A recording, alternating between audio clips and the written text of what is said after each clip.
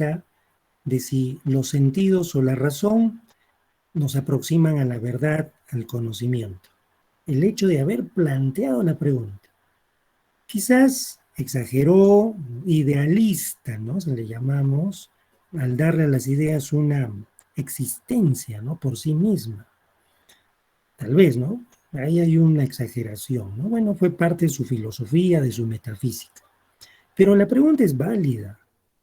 Han pasado más de 2 siglos, ¿qué estoy hablando? Más de 21 siglos, y la pregunta se mantiene, ¿no? Cuando los científicos hacen su trabajo, utilizan, sí, los sentidos, crean microscopios superpotentes, crean telescopios superpotentes, observan. Pero no solo observan, ¿no? Por ejemplo, la información que llega de un telescopio son ondas, frecuencias, datos matemáticos, logos, razón. Entonces, pero la incertidumbre filosófica que planteó Platón sigue viva, ¿no? ¿Cómo confiar en eso, no? ¿A dónde nos lleva la razón? ¿Realmente nos dice la verdad? ¿Necesita los sentidos? ¿Los sentidos son suficientes?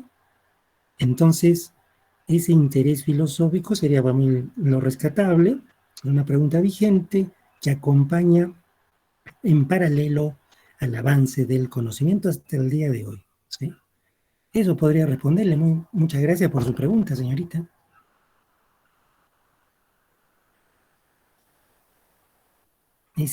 Quizás las preguntas son lo más valioso del filosofar, más allá de las respuestas que ensaya, ¿no? Muchas gracias. Platón me hace dudar qué estoy haciendo, nos dice Sofía. Muy bien, eso es importante, dudar. El tema de hoy vamos a ver la duda metódica de Descartes, sigue palpitante el tema de Platón, y el asunto de dudar es indispensable, indispensable. Muy bien, muchísimas gracias por sus aportes. Y bueno, nos vamos a Aristóteles. Ya habíamos visto en el tema 3, ahí les puse una pinturita, ¿no?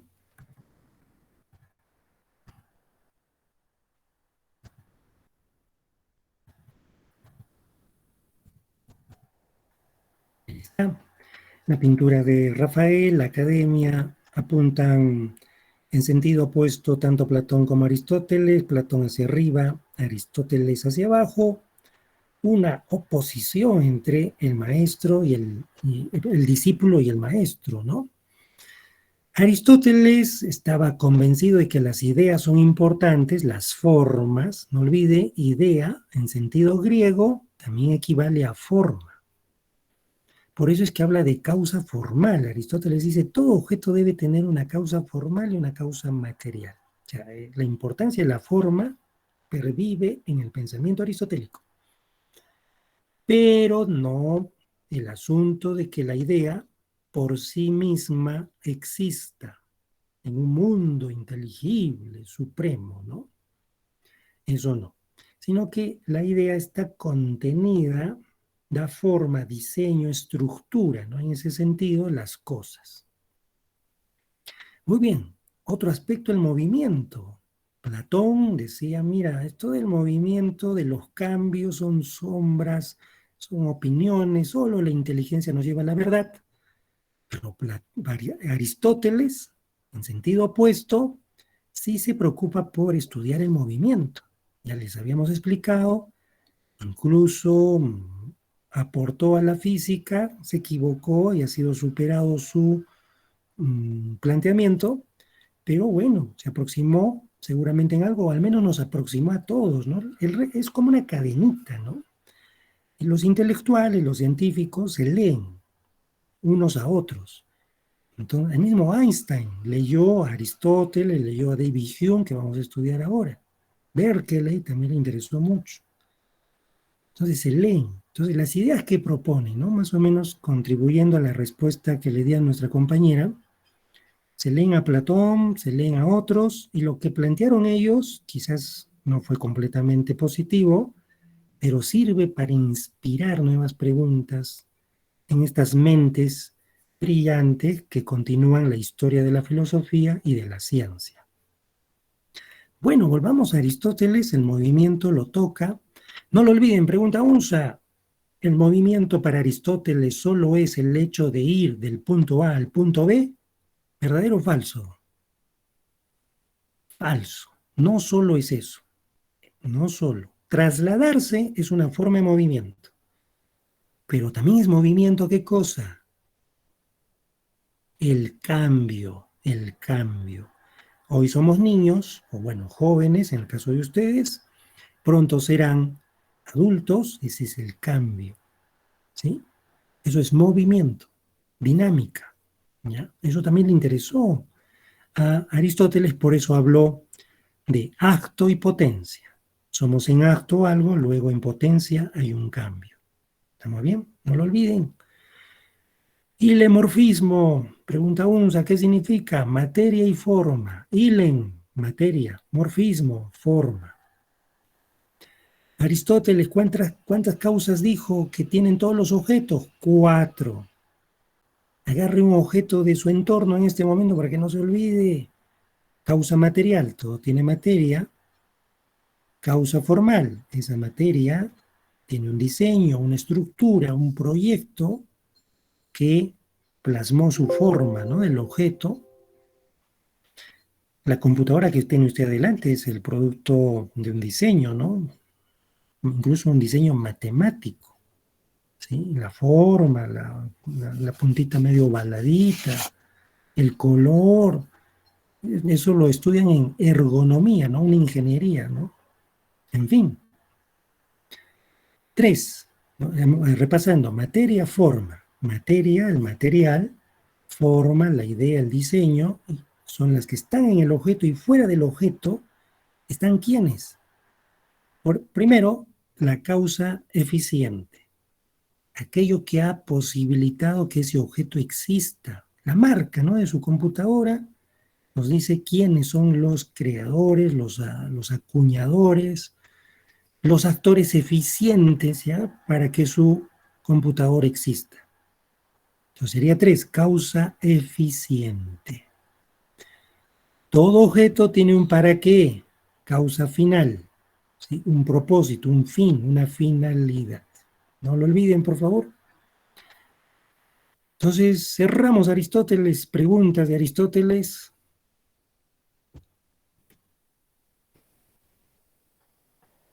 ¿Todo claro? Aristóteles, muchas gracias por su respuesta, señorita. Solo añadir, Aristóteles ya, como decía Jesús Mosterín, un filósofo español que murió hace como 5 años, para Mosterín, Aristóteles era el filósofo. Él era el filósofo. ¿Por qué? Porque se dio cuenta que había que estudiar la realidad de una manera tal que observamos, tocamos, medimos. ¿No? Aristóteles tiene muchos libros de ahí dibujando sus animalitos, eh, eh, dándole nombre a las partes de los animalitos, algunas partes, algunos nombres de esas partes aún perviven en la ciencia. La linterna de Aristóteles, a ver, busquen en internet, corresponde a la partecita de un ser vivo. Y bueno, ese es, digamos, el filosofar según Jesús Mosterín, el de hacer ciencia, o por lo menos saber de ciencia, y a la par especular metafísicamente todo aquello que escapa a la ciencia. Porque la ciencia ayuda mucho, aporta, pero no lo es todo, no lo es todo, ¿no? Ejemplo, virus, pandemia, biología, ¿no es cierto? ¿Qué más? ¿Qué otras disciplinas han entrado en juego desde la ciencia, aparte de la biología, para entender el virus y la pandemia? A ver, escriban en el chat otras disciplinas científicas o abran su micrófono. Biología, química, muy bien, Stephanie. Medicina, ¿sí o no? Pero díganme, ¿ahí se acabó el asunto? La biología, la química, la medicina, la tecnología de vacunas, ¿lo han resuelto todo? No, nada, nada, ¿no? Una partecita importantísima, sin duda, ¿no? Ya tenemos las vacunas, ya hemos resistido a la tercera ola, Pero ahí no termina el asunto. Vamos con política, economía.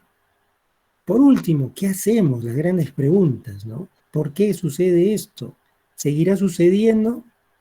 ¿Qué debemos cambiar de nuestros hábitos para que esto no suceda? Parecen preguntas simples, sin duda, de hecho lo son, en una dimensión, pero en otra, bastante complejas, ¿no? Bastante complejas. ¿Y eso quién lo estudia? ¿Qué hacemos? ¿Qué debemos hacer? ¿Qué mejoramos? Eso estaría en la esfera de la reflexión general, universal, filosófica. Sería filosofar sobre el tema. Y no lo olviden, balota uno. La filosofía tiene una dimensión práctica. Y ahí sacaremos conclusiones para mejorar en nuestras acciones, ¿no? Muy bien, entonces, gracias por sus preguntas. Nos llevan, a enriquecer el tema. Espero que estén apreciando este repaso y nos vamos. San Agustín. Pregunta de la 12 a la 17, un montón de preguntas, vean, de Agustín, de Hipona, este obispo, primero fue maniqueísta, ¿no? Maniqueísta. En esa época, así como hoy, había muchas religiones, muchas.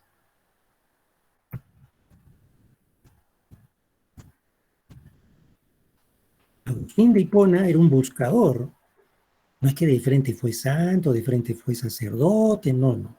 Pasó por diferentes situaciones, una de ellas el maniqueísmo, una religión. Así como hoy hay tantas, igual en esa época, el cristianismo recién empezaba a cobrar fuerza. Recién, ¿eh? No era lo que es hoy. Y bueno, el maniqueísmo sostiene que existe el bien y el mal como fuerzas autónomas, pero el cristianismo dice que no, cristianismo católico sobre todo, que en todo caso lo que existe es el bien de Dios. Recuerden a Parménides. ¿Qué dijo Parménides? El ser es. El no ser, respuestas en el chat. Pregunta Unza, ¿qué dijo Parménides? El ser es. El no ser, escriban ahí, a ver, o abran su micrófono. Parménides. Perfecto, Valeria, todo, qué bonito. No es. Es decir, el ser lo es todo. Entonces, ¿cómo va a haber pues el mal, no? ¿Cómo va a haber, haciendo una equivalencia con Dios? Dios lo es todo, ¿cómo va a haber el mal? No hay lugar para esto. Por lo tanto, el bien lo es todo, porque de Dios emana el bien, y el mal, pero yo veo el mal, ¿no? Matan, guerras, etcétera, dominio en esa época Roma, ¿no? Estaba ahí haciendo de las suyas. Entonces, ¿por qué? No, pues lo que pasa es que esas personas actúan distanciándose del bien, pero no es que el mal los inspire, no es que el mal sea una fuerza, no. Muy bien, un poquito ahí para hablar de la ausencia del bien y el problema del mal, como respuesta al problema del mal, y de paso entendiendo un poquito cómo es que Agustín en un principio participó del maniqueísmo que planteaba lo contrario, planteaba que el bien y el mal existen en sí mismos. Muy bien, otra pregunta, vamos con la pregunta, mejor dicho, empecemos, pregunta 12. Me he adelantado y nomás un poquito a la pregunta 17 para hacer un panorama, pero vamos con la 12. Agustín, ya ven ustedes, relaciona el concepto verdad con Dios. Ese concepto verdad buscado por Platón, ¿no? Lo hemos revisado, por Aristóteles también. También hablaron, alguien dirá, pero ya hablaron Aristóteles, Platón de Dios, sí, el término existía, pero bueno, siglo V, cuarto antes de Cristo, el concepto de Dios en Agustín es diferente. Mantiene características como las de Parménides también, ¿no es cierto? Pero obviamente con todo lo experimentado en Jesucristo, pues el asunto ya tiene otro contexto, otro sentido, etcétera, ¿no? Perfecto. Agustín relaciona verdad ya con ese concepto judeo-cristiano de Dios. Y alcanzar esto es la felicidad. Pregunta Uns, entonces vean esa relación ahora de la racionalidad filosófica, pero unida a la búsqueda de Dios, ese Dios judeo-cristiano. En la obra Confesiones, pregunta 13, Agustín habla de su vida, habla de cómo podemos relacionarnos con Dios, ¿sí? No lo olviden, Él sabe lo que hacemos, lo mejor sería sincerarnos, y en Confesiones, ese libro pueden descargárselo, Agustín nos cuenta esa posibilidad de dialogar con Dios, un diálogo íntimo, ¿no? Y también les va a contar sus transformaciones del maniqueísmo, por ejemplo, al cristianismo y otra serie de transformaciones que tuvo Agustín en su vida personal, que fue bastante movida. Siguiente, pregunta 14. Preguntas claves, cadenita. Razonar, creer, entender. La razón, la filosofía, nos lleva a plantear preguntas, lo que le respondía a su compañera, ¿no? Preguntas que no se resuelven, ¿no? Típicamente. Entonces ahí entra la necesidad de creer, sobre todo si es que quiero suponer la existencia de Dios. Una vez que razono y creo, entiendo. Recién entiendo. Vean. Muy bien. La razón, pregunta 15, en rojito para diferenciar, nos permite constatar la necesidad de un ser superior. La razón es universal, ¿no? 2 más 2 aquí, en China, etcétera. Y por lo tanto, todos, por la razón, haciendo un ejercicio de reflexión filosófico, podrían entender que es necesario un ser superior. ¿Ya? Universalmente podríamos llegar a ese consenso, a esa constatación racional, que no es ver, tocar, es sumamente entender, ¿no? Pregunta 16. Agustín aceptó que todo se crea, que, que Dios crea todo, pero esta realidad no es no es perfecta, ¿no? No es inmóvil, es una realidad, ¿no? Ese temita ya está sembrado, ¿no? En el Argés, ¿se acuerdan? En Parménides. Y hoy, ya en la época medieval, el tema sigue en la cabeza de Agustín y dice, bueno, Dios ha creado esto de tal manera que progrese, que cambie, que evolucione. No haría muchos problemas, ¿eh? Agustín, con todos los descubrimientos arqueológicos que hacen, o en antropología evolutiva, que se hacen todos los días, ¿eh? No se haría problema. Agustín diría, es parte pues del plan, ¿no? De la creación. Muy bien, y ausencia del bien ya lo hemos repasado. Preguntas de Agustín de Aquino, hemos repasado. ¿Qué les parece, Agustín? Agustín de Hipona, perdón, de Aquino. ¿Todo claro? ¿Sí? Muy bien, nos vamos a... ¿Cuántos? A ver, si hay dudas, nos dicen, por favor. No me digan cuántas se han equivocado. Ahí evalúese, por favor. Vámonos con Tomás de Aquino, preguntas 18, 19, 22, 24. Pregunta UNSA, a ver, en el chat. ¿Qué pensador, Platón o Aristóteles, influyó en Tomás de Aquino? Vamos. Y lo mismo para Agustín, a ver. ¿Qué pensador, Platón o Aristóteles, influyó en Agustín?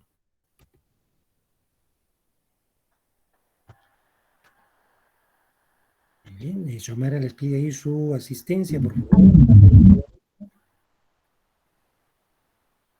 ¿Respuestas? Abran su micrófono. Aristóteles. Muy bien, señorita. Gracias, gracias. No lo olviden, Aristóteles influye en Tomás. Este asunto de primer motor y móvil lo coge del pensamiento aristotélico Tomás de Aquino, casi 1000 años después de Agustín, muchos más años después de Aristóteles, como la posibilidad de entender lógicamente por qué se mueven las cosas. Ya habíamos dicho, a Aristóteles le interesa el movimiento y pues también ya habló del primer motor inmóvil. Pero no es el Dios judeocristiano de Tomás de Aquino, ¿no? Es distinto. El primer motor inmóvil es la causa, cuestión lógica nomás. Tiene que haber una causa. Muy bien. La causa es un primer motor. Obvio, nada del otro mundo, ¿no? Parece juego de niños, ¿no? Y debe ser inmóvil. ¿Por qué? Porque si se mueve, tendría que haber algo que lo mueva. El punto de partida no puede moverse. Puede pasar eso si imaginemos un imán gigante. Ay, no estoy hablando de ciencia ficción. Ay, ¿no? En Europa, pues, el CERN es un centro de investigación nuclear europeo. Hay imanes gigantísimos que provoca pues, un imán, un campo magnético, ¿no? Grande. Y ese campo pues mueve cosas, ¿no? Mueve, ahí se simula, ¿no? El Big Bang, imagínense tanta energía.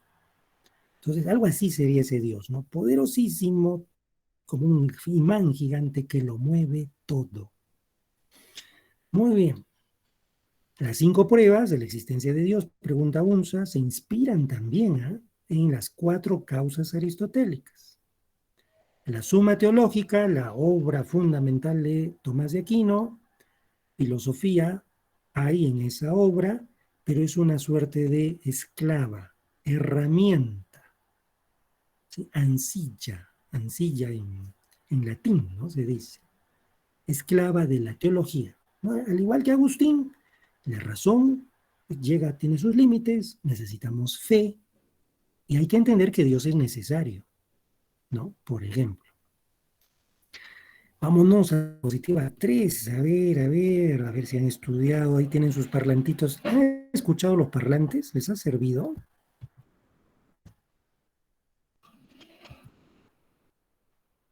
Están estudiando las diapositivas, a ver, respuestas. Sí, nos dice Jefferson, muy bien.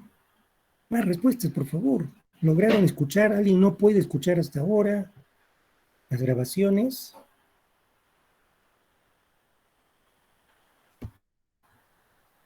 Ah, verdad, sí, en celular, sí, pues. Descárguenlas, por favor, dense su tiempo, ya mañana me voy a tal lugar y descargo y escucho, ¿sí? Vamos a tratar de acelerar para que las grabaciones sean mínimas, pero siempre va a haber para que luego repasen, ¿ya? Muy bien, continuamos. Muy bien, Sofía, perfecto. Sigamos.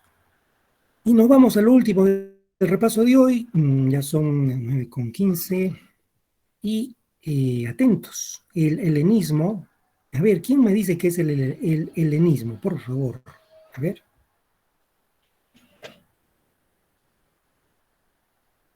El helenismo. Aunque antes de eso, quería explicar la contingencia y la necesidad. ¿Ya? A ver, mejor antes del helenismo, ¿ya? Vamos, ¿qué es contingente? Todo aquello que es, pero pudo no ser. Algo que es, pero pudo no ser. Ejemplo, ustedes, yo, muchas cosas de la realidad, quizás todas. Somos, pero no necesariamente. Pudimos no ser. Usted pudo no ser. Así de sencillo. Yo también. Mañana quizás ya no somos. Contingencia. Necesidad. Algo que tiene que ser. Permítanme la redundancia, necesariamente. Necesariamente. No hay duda. 2 más 2 igual 4. Necesariamente, ¿no? No es que a veces sí, que pudo no ser, no. ¿Se entiende? Ok, el presidente de la República es Pedro Castillo. ¿Es algo contingente, algo necesario? Presidente Castillo, presidente de la República.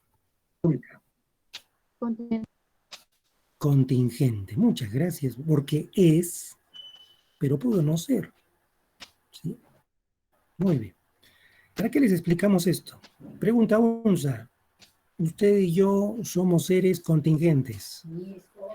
Pero ¿qué condición necesaria tuvo que haber para que seamos? ¿O quiénes necesariamente tuvieron que existir para que nosotros tengamos existencia contingente? Nuestro Padre, genial. Ellos son Muchas gracias, está bien, muy bien. Los padres son necesarios para nuestra existencia contingente. Oh, claro está que ellos también son seres contingentes, ¿no? En fin, entonces, bien, interesante son estos conceptos y nos vamos a aplicarlos a diferentes situaciones de la realidad. ¿Para qué expliqué eso? Sencillo, para que entiendan más a Tomás. Esa prueba de la contingencia es un razonamiento. No lo olviden, pregunta Unza, ¿las pruebas de Tomás de Aquino son evidencias? ¿Son cuestiones observables? No, son cuestiones que se demuestran, que se entienden por el razonamiento. Nada más. Yo estoy razonando, y entiende Tomás de Aquino que la realidad es contingente, este mundo pudo ser, como no, bueno, pero es, y necesitó algo, alguien. Eso necesario sería Dios, ¿no? Así como todo lo contingente necesita algo, como nosotros, igual la realidad entera. Muy bien, ahora sí, ese repasito quería hacer. Hemos terminado, Santo Tomás. ¿Preguntas?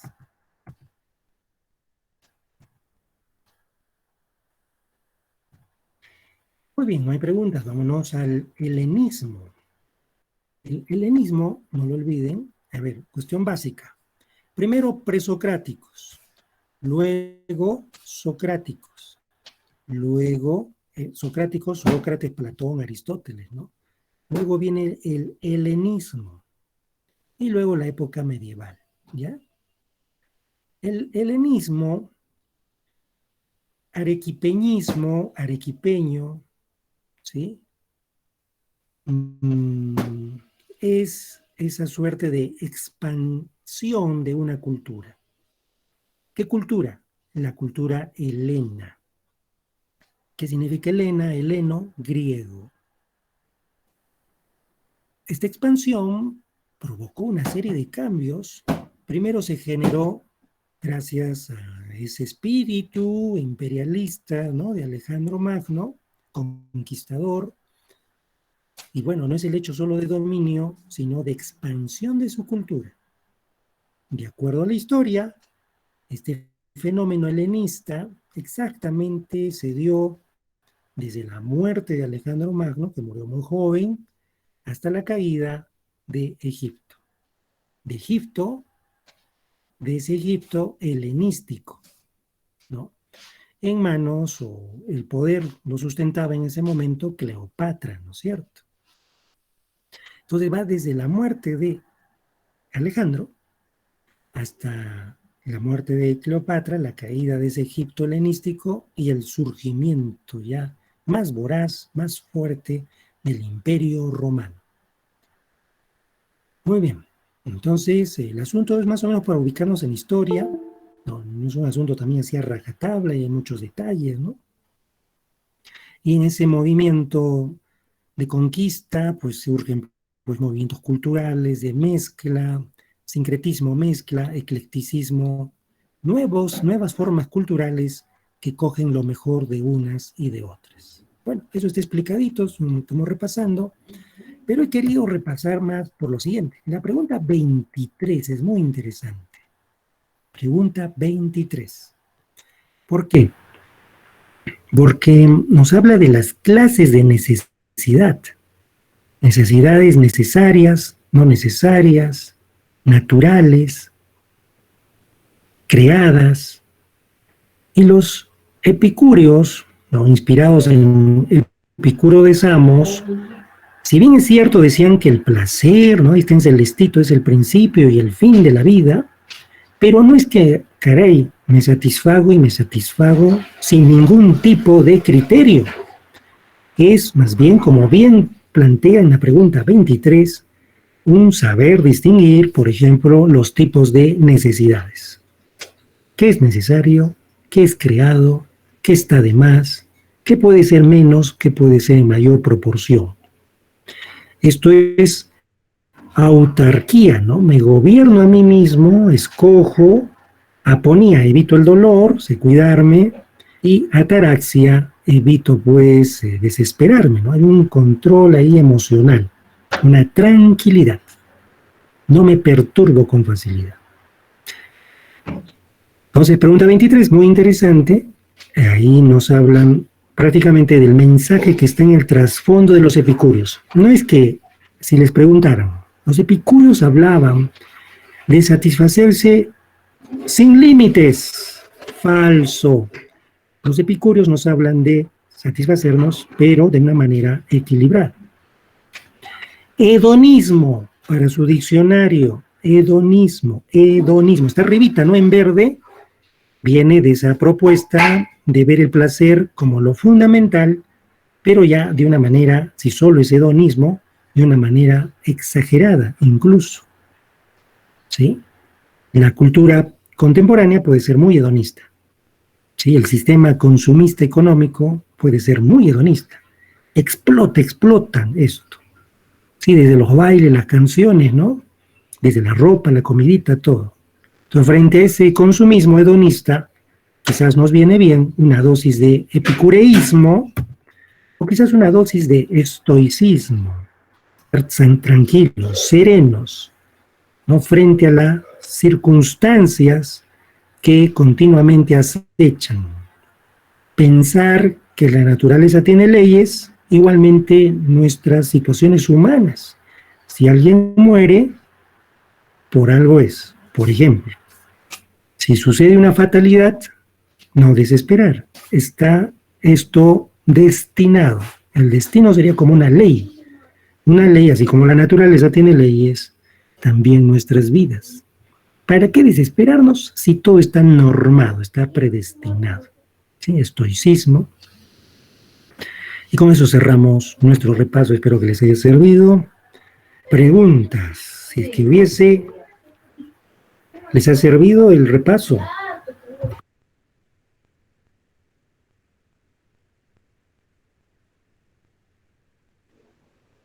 Sí, profe.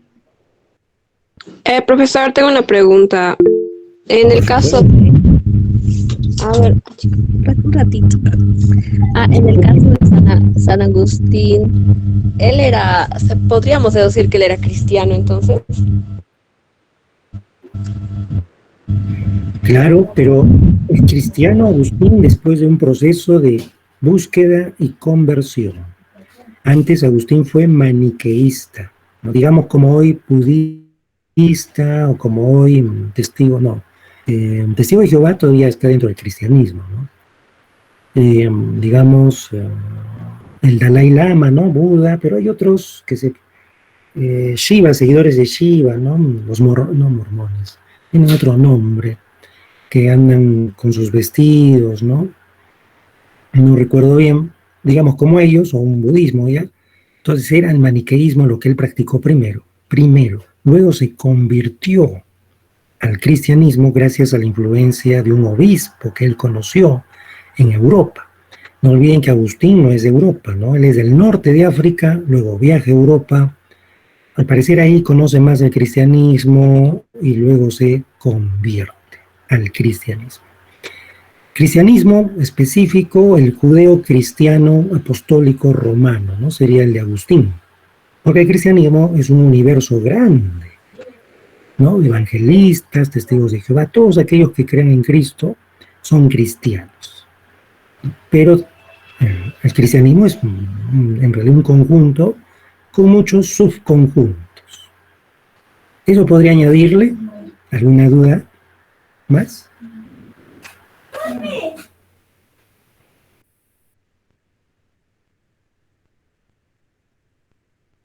Ambrosio nos decía Jocelyn, claro, el obispo que influyó mucho en Agustín. Primero fue un bandido, nos dice Renzo. Muy bien. Así es, tenía una vida muy, digamos, mundana, ¿no? Mundano significa propio del mundo de los placeres, del mundo de lo sensible, ¿no? Muy bien, nuestra compañera que preguntó, alguna réplica tal vez, algo que ahí falte aclarar. No hay dudas, profesor, gracias. A usted las gracias por su pregunta, nos permite repasar y... Muy bien, continuamos entonces, si no hay dudas.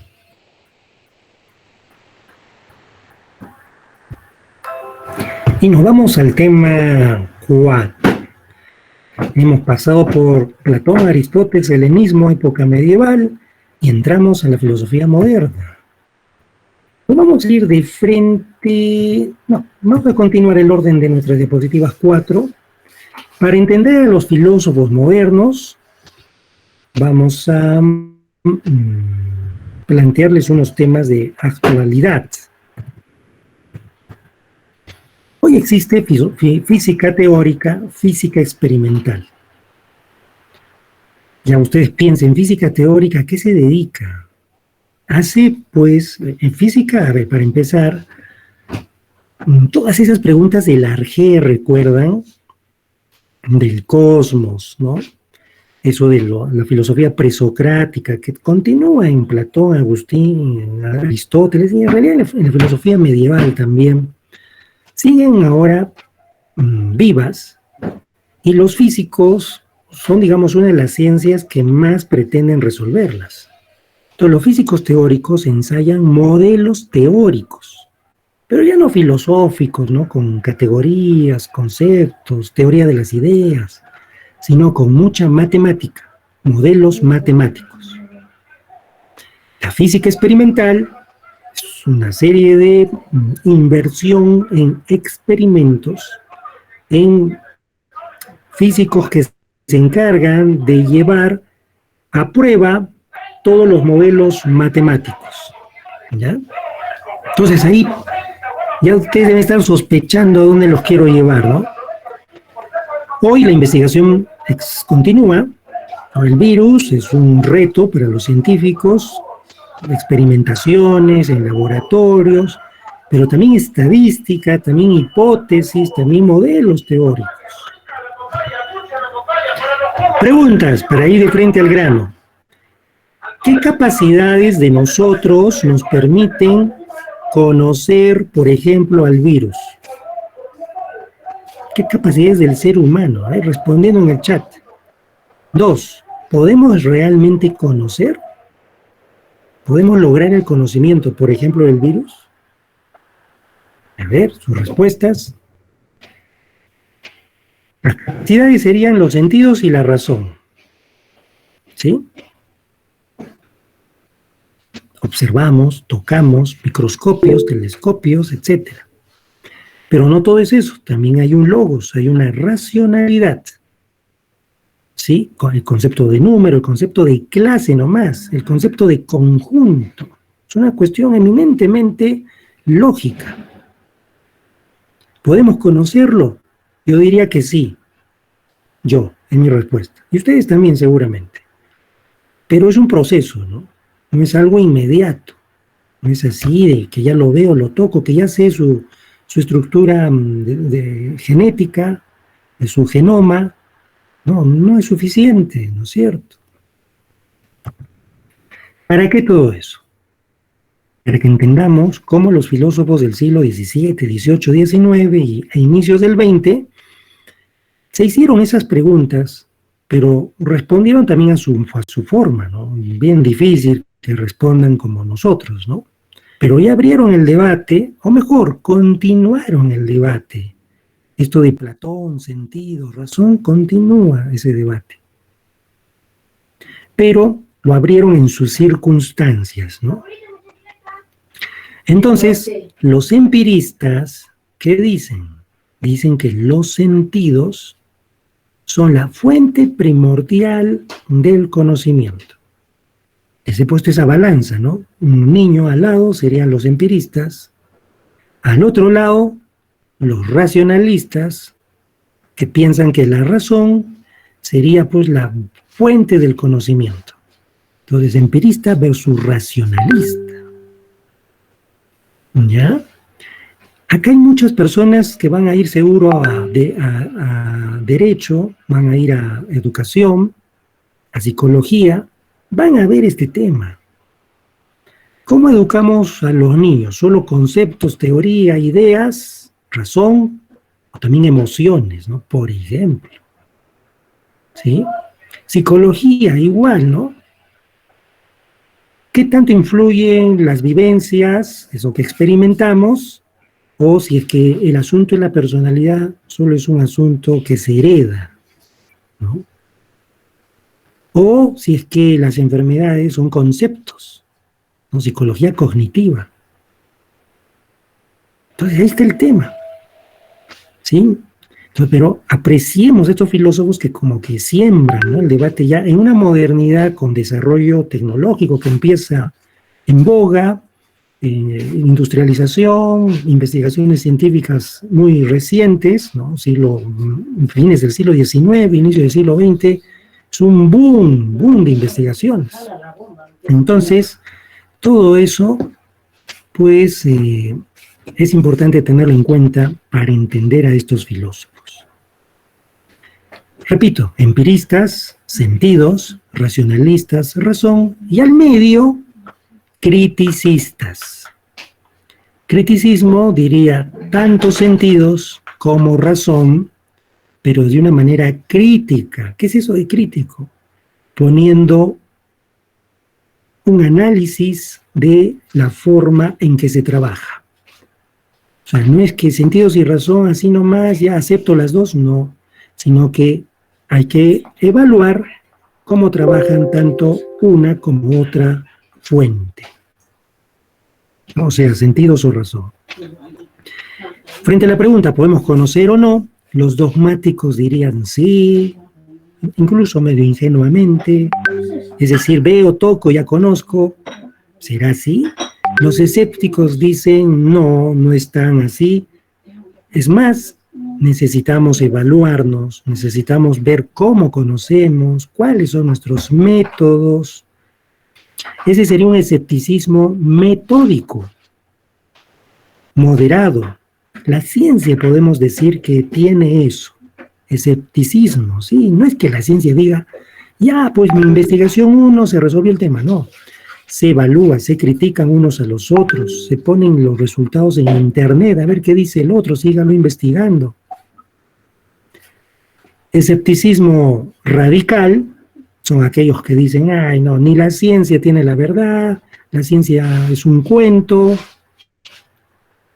no sirve para nada, ha inventado el virus, o nos dice cosas del virus y luego nos desdice.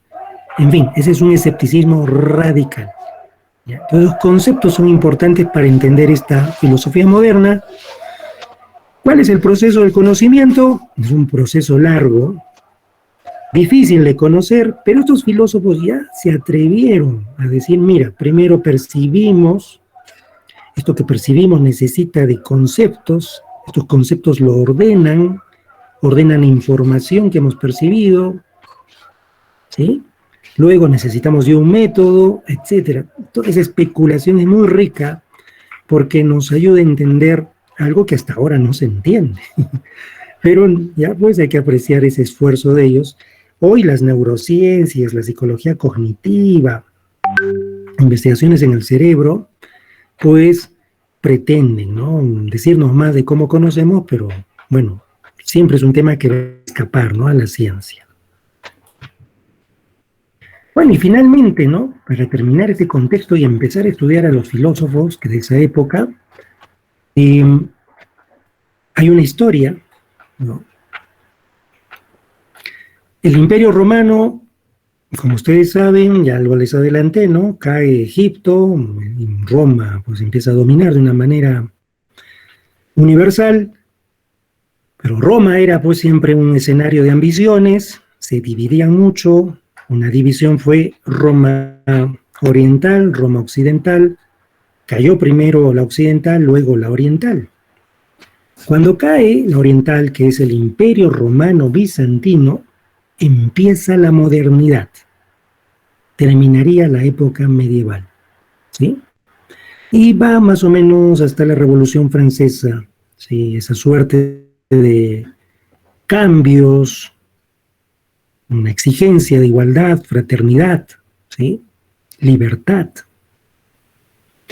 Bueno, esa es la modernidad. Históricamente, los periodos Renacimiento, Barroco, Ilustración, ¿no?, un boom de ideas, Renacimiento, el renacer de las ideas libres, nuevas. Los clásicos griegos vuelven con fuerza, Aristóteles, Platón, pero ya sin esa dosis medieval de Agustín, de Tomás. Finalmente, dos corrientes que son muy importantes en filosofía: el empirismo, ya saben qué es empirismo, que nace en Gran Bretaña, y el racionalismo, que es propio de la Europa continental, ¿no? Continente, zona peninsular, por ese asunto geográfico nomás, la distinción. Europa continental, en el continente mismo, Francia, ¿no? En Francia nace el racionalismo. Síntesis: siglo XVII y XVIII es oposición empirismo, racionalismo. Empirismo en Gran Bretaña, racionalismo en Francia, por ejemplo, es la continuidad de esa vieja discusión, por ejemplo, platónica. Y hemos cerrado, señoritas, señores, el contexto. Dudas hasta ahí, por favor.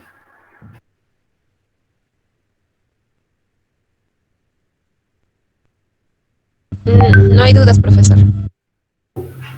Muy bien, profesor. Todo claro. Perfecto. Entonces, vean,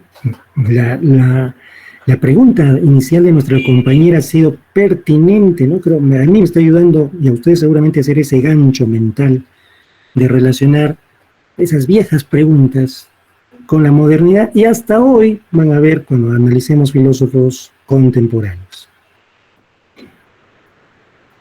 Muy bien, vamos a hacer algo más interactivo ahora, el análisis de los filósofos. Ya, todos en su guía.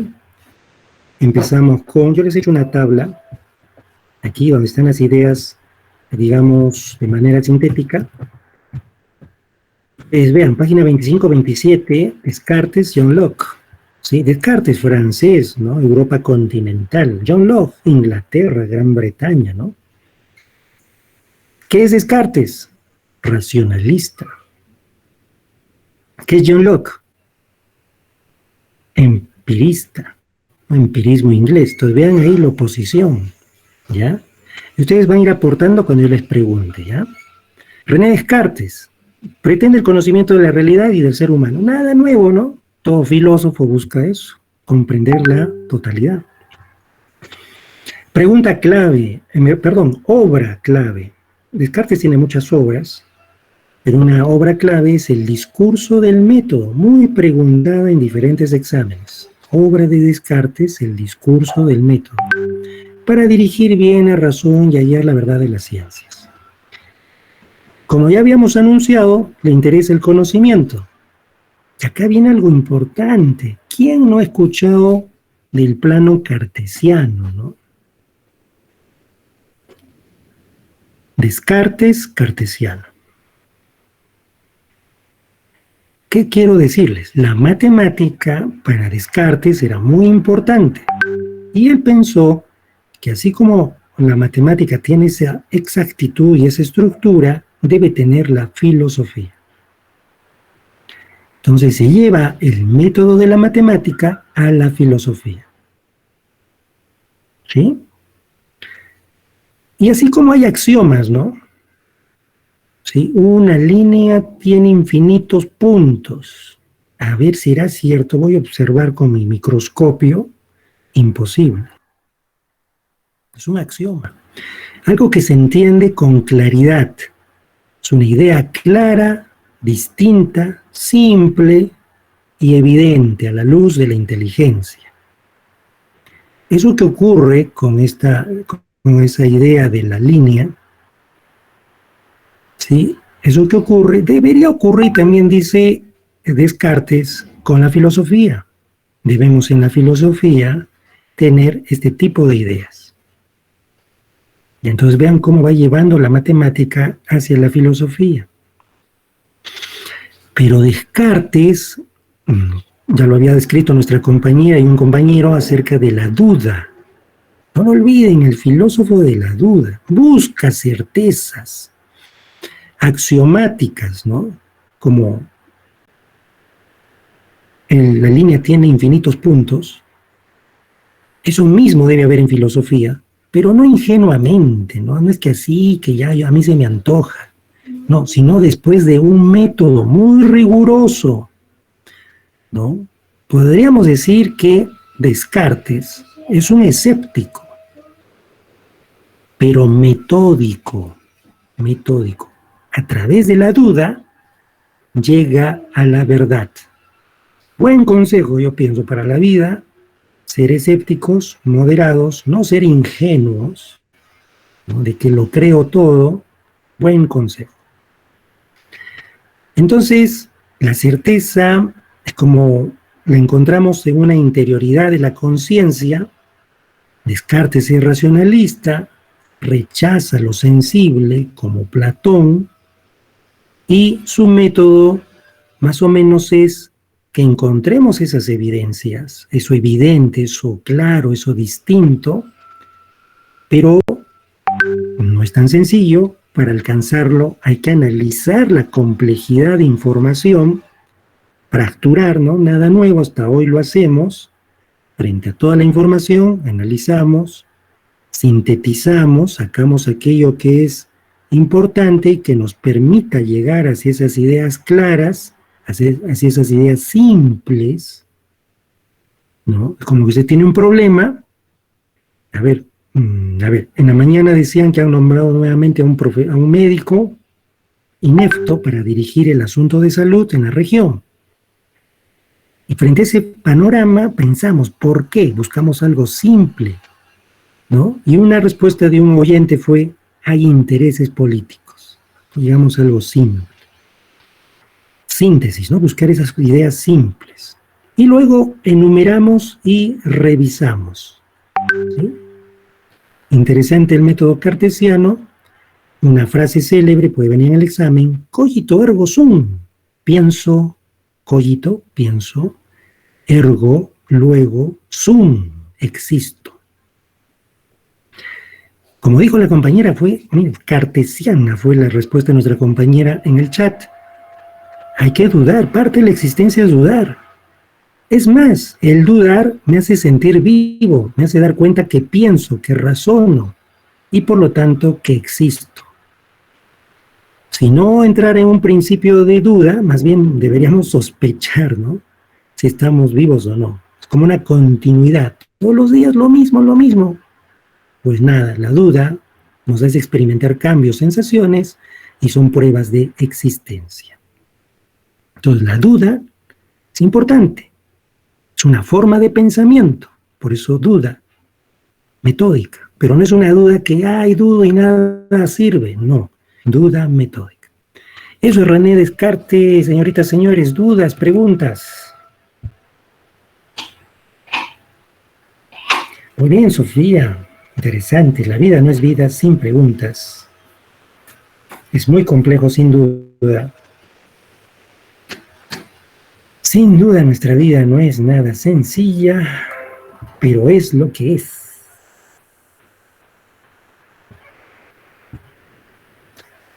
¿No? Quizás fácil sería ser un mamífero, ¿no? Ahí solamente un mamífero, un perrito, un gato ahí, ¿no?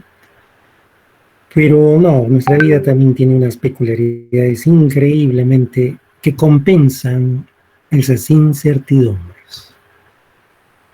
Muy bien, continuamos entonces. Valerie nos dice: un gato duerme. Muy bien. Perfecto, seguimos, nos vamos al otro lado de la balanza. John Locke, inglés, empirista. Como buen filósofo, no solo el conocimiento, también la política. Es padre del liberalismo político. Pregunta Unza. La forma en que vivimos, democracia, poderes independientes, derechos respetados por todos, cada individuo vale. John Locke ya empezó a sostener eso. Pero bueno, vamos al tema del conocimiento, y la relación sujeto y objeto es importante, ¿sí? Vean ahí, les he subrayado: entendimiento y sentidos. Empirismo.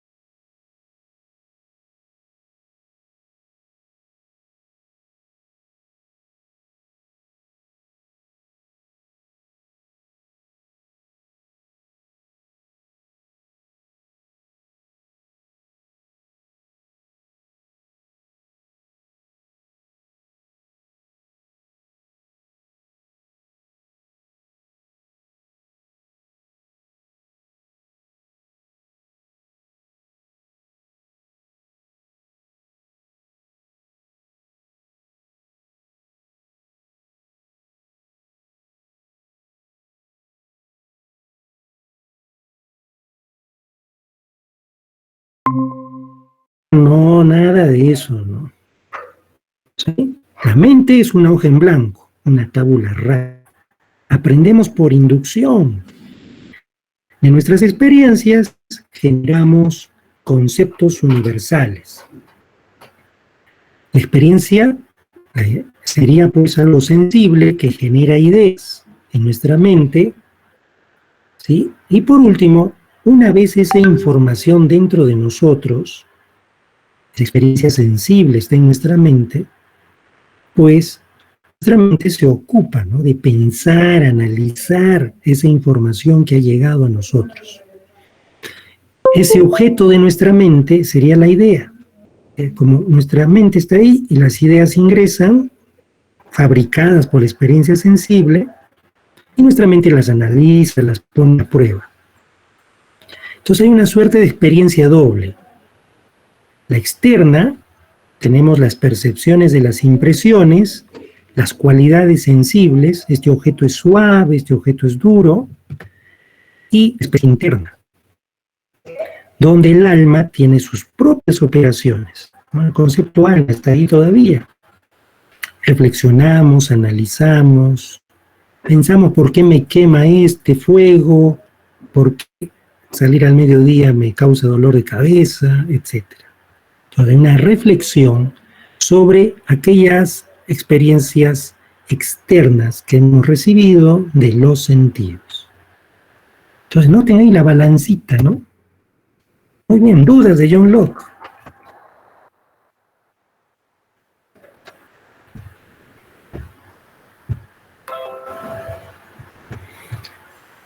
Muy bien, y la respuesta de Renzo, monotonía, nos decía, claro, ¿no?, frente a la duda nos saca de esa monotonía.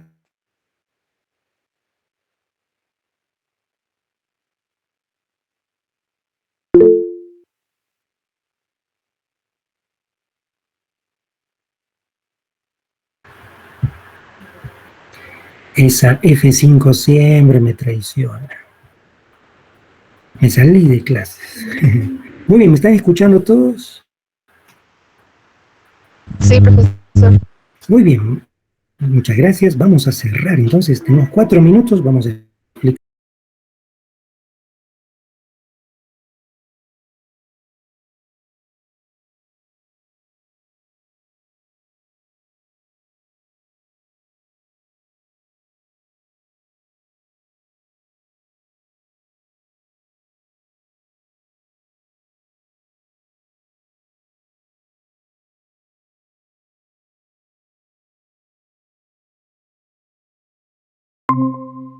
Un empirismo ya bastante influyente en corrientes posteriores como el positivismo, el neopositivismo, la filosofía analítica. Su tratado sobre la naturaleza humana y ensayo sobre moral y política es importante, nos muestran cómo es que el trabajo del filósofo es amplio, pero como ya dijimos, se interesan mucho en esta época por el conocimiento. Ya es un empirismo radical el que desarrolla David Hume, de tal manera que ese empirismo radical, ¿no?, lo lleva a generar un escepticismo y que le lleva a concluir que a lo mucho conocemos fenómenos y probablemente, entonces vean ahí, ¿no?, hay un escepticismo, ya saben qué es escepticismo, ¿no?, que no hay la verdad. Entonces, a ver, ejemplo. David Hume diría, a ver, cojan una cosa de su escritorio, le dirían, a ver, ¿qué es? Un lápiz. ¿Conoces ese lápiz? Le dirías, eres empirista, ¿no? Ya toca, mide, siente, pero él diría, no logramos conocer ese lápiz completamente. Hay una suerte de que solo conocemos lo que se manifiesta ante nosotros, el fenómeno, lo que se manifiesta. Es un lápiz, pero es lo que tú percibes. Si viene otra persona ahí, lo observa, quizás tiene otra percepción, otro concepto de ese lápiz, otro conocimiento de ese lápiz. ¿Cómo confiar? Un escepticismo, ¿notan? Por creer, por sostener mucho un empirismo, basándose en los sentidos, lo lleva a un escepticismo. ¿Sí? Realmente, pues, eso es interesante, ¿no? Cogen ustedes una manzana, a ver, ¿es rica? Puedes conocer la manzana, saborea, ¿cómo sabes que es rica? ¿No? Entonces empieza a confiar en los sentidos, pero de una manera tan exagerada que los cuestiona y pues se elabora una suerte de escepticismo. El problema del conocimiento, más o menos él pretende entender cómo es que nuestra mente conoce. Y dice, hay contenidos mentales, obviamente empirista, que son nacen, se originan en las percepciones, en la experiencia, ¿sí? Y esas percepciones, pues en todo caso, ¿qué serían? Las impresiones, impresión en nuestra mente de aquellas experiencias. Esto les voy a grabar, no se preocupen, les voy a explicar con calma. Solo me paso Immanuel Kant. Él ya sería criticista, ¿no? La balanza, no se olviden. Él diría que tanto los sentidos como la razón componen el conocimiento. Eso les voy a explicar con calma. Y la siguiente diapositiva también les pondré su parlantito para que ustedes puedan ver. Bien, creo que ya estamos en hora. Sí, ¿no? No quiero quitar tiempo. Entonces, señoritas, señores, cuídense mucho, estudien, desarrollen su práctica número 4 y la próxima semana hacemos nuestro repaso y les voy a poner la grabación, no se preocupen, lean también para que las últimas diapositivas estén también como ayuda en su estudio. Cuídense bastante, nos despedimos. Hasta luego, profe. Luego, profesor. Hasta luego, nos vemos. Hasta luego, profe. Hasta luego. Hasta luego, profe, cuídate.